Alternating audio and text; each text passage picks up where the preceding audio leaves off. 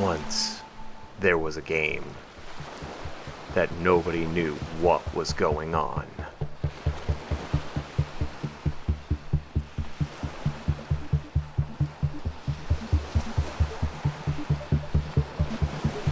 Once, there was a game that I needed to finally play.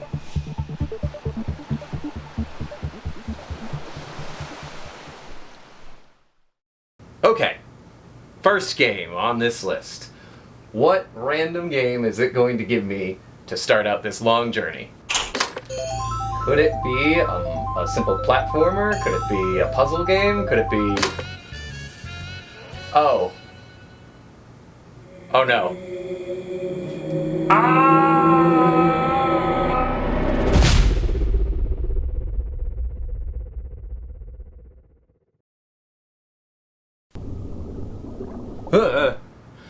Alright, looks like the cruel hands of fate have decided to make me start with a big game. Better late than never, and with the new sequel being announced, it works out pretty well. Now, because this game is so nuanced and multi-layered in its themes and story, I decided it would probably be best to start this review with a simple summary.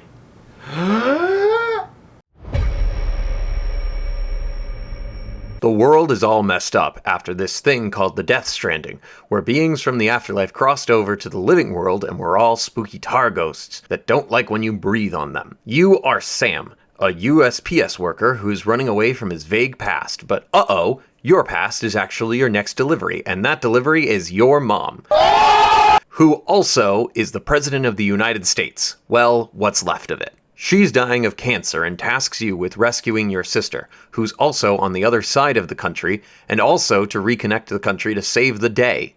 So then you walk a lot, and also fight this guy named Higgs, who wants to see the world blown up. He sicks a Cthulhu monster on you, but you escape by throwing grenades made out of your blood. Yes, I said that right. Moving on to the next area, you walk a lot more and connect more people and find out that the Death Stranding is actually the 6th major series of extinction events throughout Earth's history. Oh, that's why there were the 5 ghost guys. Oh, also, there's this guy Cliff Unger.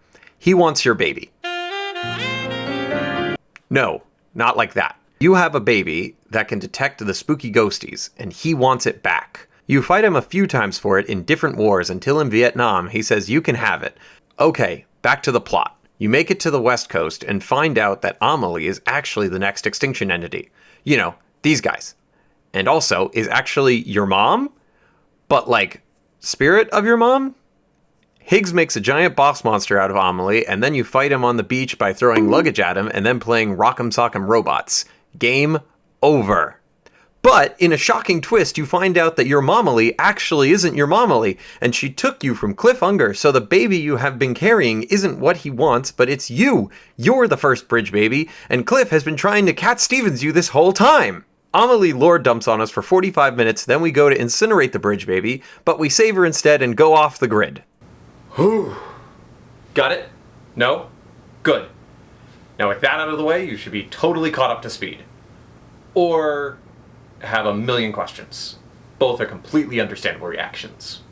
As someone who's been a fan of Kojima ever since I spent the better half of a literal year playing the entire Metal Gear Saga on PS3, once he announced his new game, I could not wait. I was so excited to see what crazy and original world we were going to find from one of the industry's greatest minds.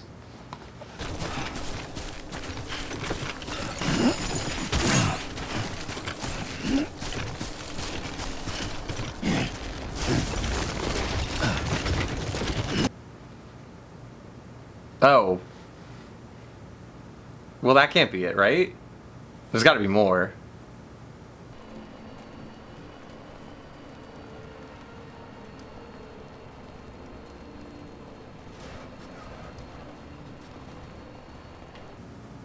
Oh god, it is it. Alright. Well, I guess we're playing American Truck Simulator.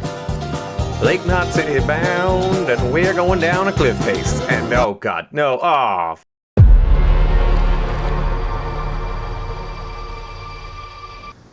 The game is divided into 3 separate areas, with this first area acting as a tutorial section. Here you're introduced to new gameplay elements, story elements, pretty much everything that kind of makes the game, except the issue is it's presented at the pace of a snail moving through molasses. The story here in the beginning is also rather, well, thin. You are introduced to the vague threat of the BTs, get the main goal from your mom, who is also the president, and are sent off to do a few deliveries. Once that's done, you set off for Lake Knot City. This is also roughly the 15-hour mark of the game, so I really wasn't kidding when I said it was a slow burn. Now, to be entirely honest, this is the part of the game that I wanted to give up at the most, thinking that this was kind of all there was going to be for the rest of the game when I'm 15 hours into it. However, like a frog being boiled alive, at the 20-hour mark, it hit me. Wait, maybe this isn't the best analogy. The thing is that once you get to this point of the map, there is more emphasis on the social aspect of the game. You see, while the game is single player, you are contributing to a world that other players are also playing in. The idea is that you are one of many porters traveling across the broken US, doing your part to fix things along the way. You contribute materials to structures a fellow player has left behind, or out in the wild you might run across a generator or a safe house left behind to help you recharge your vehicle's batteries or rest up in times of crisis. It's this wonderful experience that scratches this odd feeling of satisfaction. Too bad I got to this game as late as I did. The issue is that this game is a big game, and I mean big. Like I mentioned, there's a series of roads for you to build positioned around the map, but the amount of materials that's needed to build one is quite staggering, especially in the later half of this section. Plus, the other difficult part is that you only discover these paths going to an area. At one point, I was tasked with bringing an antimatter bomb to a mountainous location through extremely bumpy terrain, only to be told that if there's any slight shifting, the cargo could explode. One would think that a road or path along the way could provide smoother transit and would be beneficial, but no. Once you unlock this area, you have to build the road yourself, and completing the entire track up to the destination to aid the transport of a fucking bomb smoothly would add at least 20 hours onto the gameplay. I'm not complaining about a lack of a road for the main quest. That's totally fine. The issue is that it provides you a road to build only for you to use that for side quests later on down the road, instead of something integral to the game's plot, like transporting this bomb in the first place.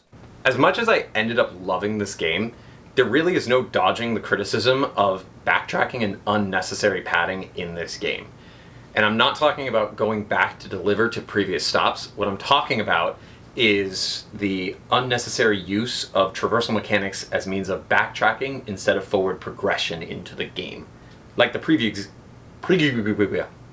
Most of the buildings you can construct to aid in your travels, i.e. the roads and zip lines, are introduced as elements to aid you on your journey, but they only help on the way back. Like when they introduced the zip lines, I was given a task to walk across an area, find a location that had a zip line post already built, then scale down a cliffside only to see most of the objects I was meant to collect were on the opposite bank over here. But because the water was too deep to walk through, too wide to build a bridge across, and there was no zip line I could connect to on the other side, I had to go around, find a spot I could walk across, balancing my way across a bridge of ladders and rubble. Then, when I tried to make a zip line to get back, I was A, out of the chiral network, and B, too far and obstructed to get to the zipline post that the game had already set up to introduce the concept. One could argue that the length and the difficulty in the traversal of the game is meant to be there as a way to really hammer the themes of aloneness, loneliness, isolation. That's the word. You are out in the middle of the fields with nothing but your thoughts and whatever packages and equipment you have on your back. However, Kojima has added needle drops, so that silence and loneliness is interrupted occasionally by Radiohead. And this is the part of the game where I'm going to... Hi there. I streamed this whole game on Twitch, and the issue with this is that most of these tracks were pre-recorded songs by established artists. So half the time when I was just walking around, my entire VOD was getting completely muted. Which isn't the end of the world if you're playing the game on your own. It honestly is kind of cool, and it adds this interesting like cinematic element that Kojima is really known for. But if you're streaming it, you might want to be careful. It's not going to cause any strikes, but if you want to say anything that's in there, just make sure that you're recording your own VODs. Okay. Pissing monster energy drink. Oh, and did I mention there's combat? Well, kind of. My preferred method was either punching or drop-kicking guys from a sprint or lobbing cargo at the bad guy's head. In reality, combat is secondary, which makes sense in a game that's primary focus is being a US post office worker. Along with the threat of BTs, there's also these bandits called the Mules, whose only thing is that they just steal packages for themselves. But the game also introduces the concept of dead bodies becoming new BTs if you don't dispose of them in time. So I usually just avoided combat at any time possible, or if I needed to go into a mule camp, I would opt for non-lethal tactics. Now, Death Stranding has this incredibly intricate and nuanced story that even if you're following along to a T, is almost impossible to keep track of. So I made sure that while I was playing this game to follow every single story element, every single dialogue, and every single cutscene to a T. My friends that were watching along with me on Twitch, however... And putting them in bubbles. Oh. That's insane. No, the bubbles can take away properties. That's how he gets later. The bubbles take them away. I thought he stored them in the bubbles. No, no. Now, if you follow me on Twitch, and you've watched along with some of this, you'll know that I have some friends join me along the way to watch me play these games, kind of as a way to add some more commentary into the game. And it's been fun, don't get me wrong, except when you have moments like this...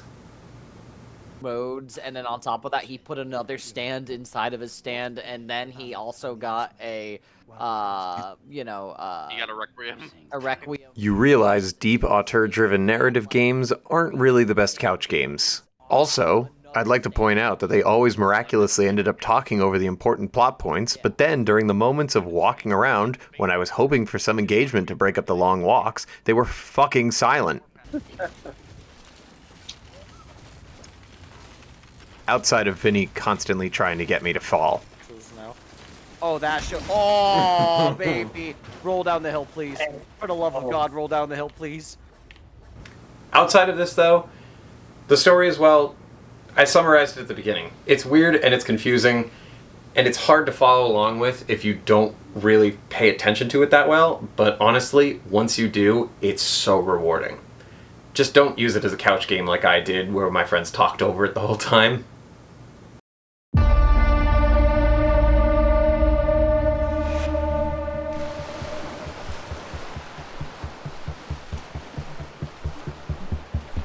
Well, here we are.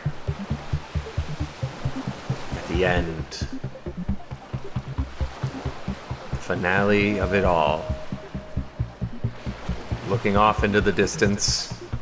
I'm gray for some reason. And there's a baby next to me. All I know is there's one question. The only question. The truth at the end of this video. Was Death Stranding good? Yeah, I thought it was pretty good.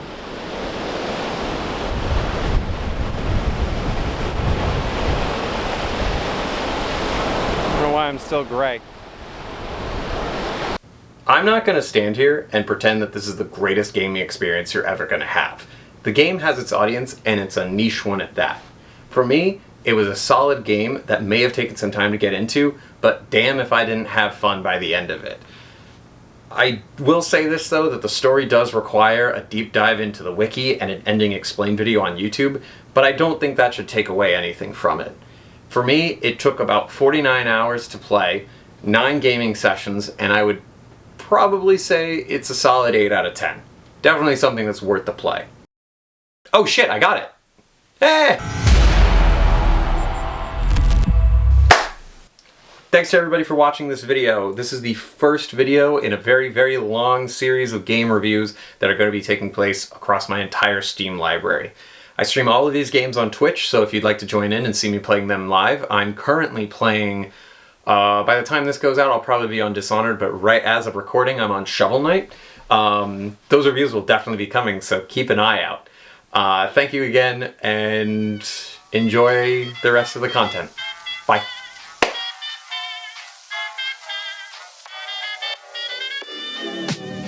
I'm flying high, but I've got a feeling I'm falling for nobody else but you.